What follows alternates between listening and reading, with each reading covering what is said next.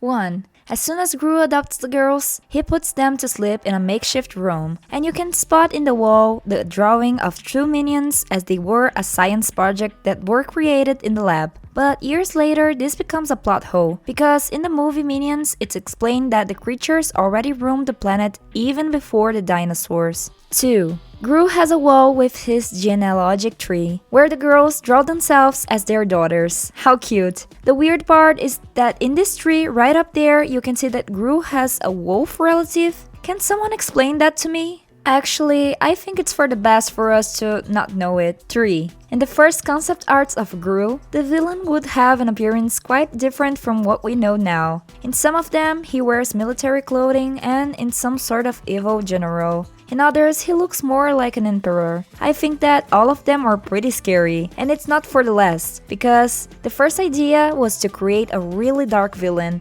but the producers ended up going in a lighter path, transforming Gru in a funny bald man. 4. Another thing that the production used to make the character more friendly and lovely were the minions that weren't planned to be in the movie. Gru even had some crew members to do the dirty work for him, but different from the minions, they were creepy monsters, as scary as him. 5. Intentional or not, Gru is an acronym to the equivalent of SIA in Russia, and it has everything to the story, since Lucy is a spy and later Gru himself becomes one too. 6. And have you ever noticed that each one of the girls is represented by a specific minion? Even in the height and personality. There are 3 main minions in the franchise, that is Kevin, Sword, and Bob. Kevin represents Margo, the oldest one. Bob is Agnes, the youngest of the family, and Sword is the middle child, Edith. While we are here, leave in the comments which of the girls is your favorite and which minion would you choose as a partner. 7. In the scene where Gru goes to the orphanage and tries to adopt the girls,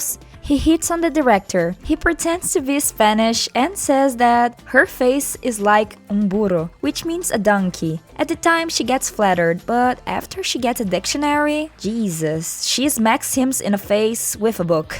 8. In each movie of Despicable Me, Margo uses a shirt that references a different character. In the first movie, she referenced Dreamworks, which is another movie from the same studio that was going to be released 2 years later. 9. In the second movie, she uses a shirt of a Wagon Kan, a really famous figure well known in Japan, from the Bayside Shakedown series, with a symbol of Illumination's partner at the time, Fiji Television. 10. And in the third movie, Margo wears a green shirt, a creature that is like an evil Santa that got a movie from the Illumination a year later. 11. Gru wasn't inspired in any character particularly, but a lot of fans compare him to Uncle Feaster from Addams Family. 12. Another common joke along the fans is comparing the character to an imperial penguin. For those who don't know, this species of penguin is known to be super protective fathers that hatching the egg instead of the mother. Besides, the physical aspect of Gru reminds a lot of penguin. 13. In the third movie, Gru finds out that he has a twin brother and travels to the strange country that he lives to finally meet him. The Fredonia Island is totally fictitious. It doesn't exist in real life, but by the clothes of the people that live there, we can assume that Illumination got inspired by German culture. 14. Gru and Drew are identical twins, but there is something really in common between those two. But wait, I'm not going to say that Gru is bald. It happens that Drew is blonde and Gru is brunette. And the twin is a natural blonde because in the flashback where Gru's mother tells him the truth, we can see that Drew is born blonde. Scientifically, a genetic disparity as big as that is so rare that it's practically unlikely to happen. 15. In Despicable Me 2, the villain's El Macho creates a potion that transforms any living being in a monstrous and aggressive creature, capable of devouring anything. The interesting fact is that the color palette, purple is the opposite of the color yellow, which is the minion's color, and they are the ones that become guinea pigs for the experiment. While purple represents transformation, sadness, and melancholy, yellow symbolizes happiness and joy, and if you want to make me happy, live a like this video and subscribe to the channel. It's free and it helps me a lot. 16. Another fun fact is that the evil minions were inspired in an episode of Tweety and Sylvester, where the character transforms into a monster and gets out of control. 17. In the first movie, a few moments before the girls meet their new father,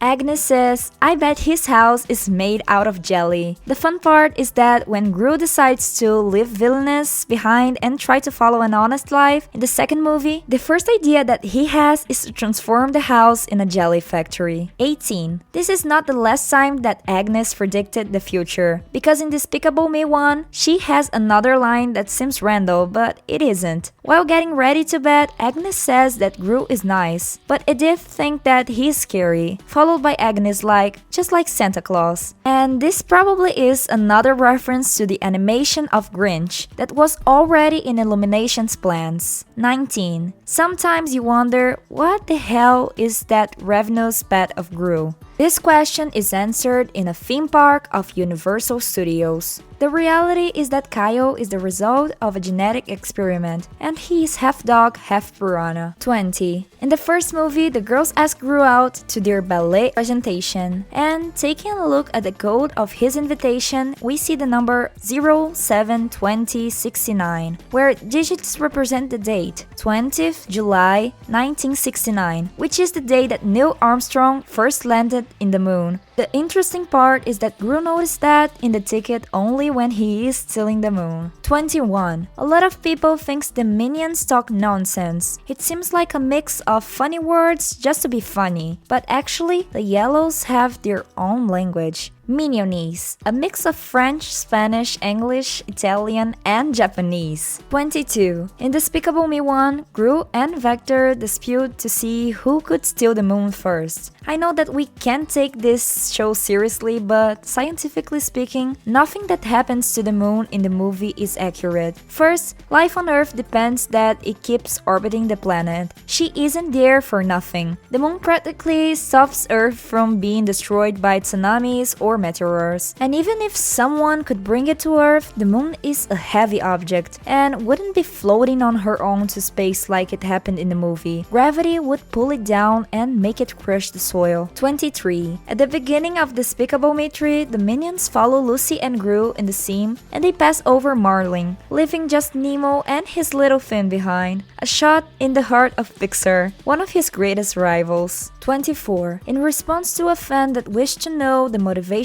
behind Lucy's job in AVL, one of the producers of Despicable Me said in a tweet that there are rumors that her parents were murdered by a villain while she was still very young. 25. The main reason behind a lot of jokes that this universe makes around accent, different languages, and made-up places is because most of the production crew is pretty diverse and counted on the people from all around the globe. And this applicates even to the director Pierre Coffin, a French guy that directed all the franchise movies. 26. In the first concept of Despicable Me, villains weren't the only thing in the plan. The original idea contained superheroes to face them too, having a cheesy costume and superpowers and stuff. 27. In the second movie of the franchise, the producers used the minions to do a beautiful reference to the photo of 1932 Lunch Stop Skyscraper. 28. Another classic reference in Despicable Me 2 happens in the scene where Gru and Lucy get together to investigate El Macho's restaurant. The villain's rooster gets into Gru's clothes and rips them off in the middle. This is a reference to the Alien Saga movies, where Xenomorph's babies developed inside the body of its host, and when they're ready to get out, they rip their bellies. 29. In the same scene, Lucy lends Gru one of her spy equipment, the X-ray goggles, and when the bald one looks at her, he can see her vital organs with a lot of colors, which don't make any sense since the X-ray only reveals bones and metals. Another scientific basic mistake.